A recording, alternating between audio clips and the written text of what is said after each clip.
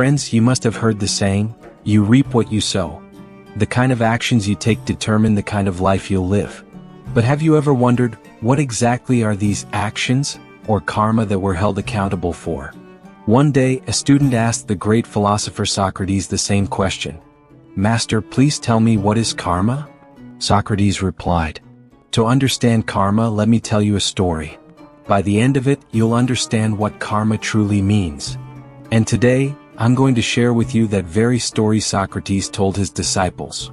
Once upon a time, a king ruled a prosperous kingdom.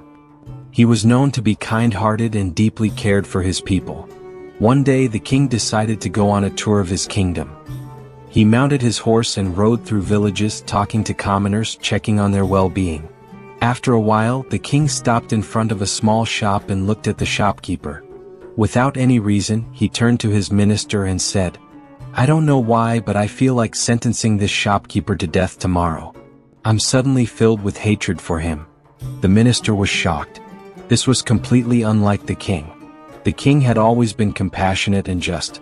He couldn't understand why the king would say something so cruel without cause. Before he could ask anything, the king had already moved on.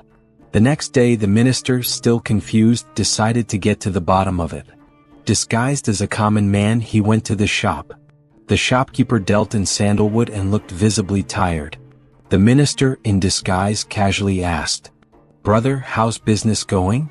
The shopkeeper sighed and replied, Terrible. People come and praise the fragrance of the sandalwood, but no one buys anything. Then he added with bitterness, Honestly, I'm just waiting for the king to die.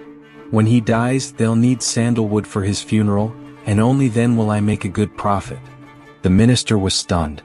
Now he understood everything. The negative thoughts of the shopkeeper had somehow manifested as negative energy that the king had sensed unknowingly. That energy had made the king feel an unexplainable hatred toward the man, enough to consider having him executed. But instead of getting angry, the minister, being wise and thoughtful, came up with a clever plan.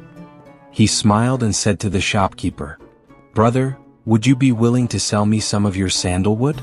The minister, still disguised as a common man, smiled and said to the shopkeeper, Can I buy some of your sandalwood? Hearing this, the shopkeeper was overjoyed. He hadn't made a sale in days. Excitedly, he carefully wrapped the sandalwood in paper and handed it to the minister. The next morning, the minister arrived at the royal court.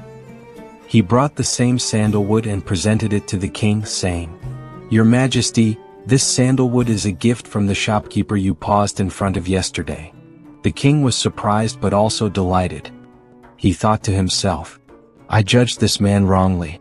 I had such negative feelings toward him, but look, he turned out to be so generous. The king held the sandalwood close and inhaled its fragrance. He was deeply impressed by the scent and touched by the gesture. Pleased, the king handed a few gold coins to the minister and said, Send this as a reward to that kind man. Once again, the minister disguised himself and returned to the shop, this time with the gold coins. When the shopkeeper received the reward, he couldn't believe it. His eyes lit up with joy. Overwhelmed, he said with guilt, I feel so ashamed. I thought such terrible things about the king. But he turned out to be kind and generous. Without any reason, he helped me. At this point, Socrates ended the story.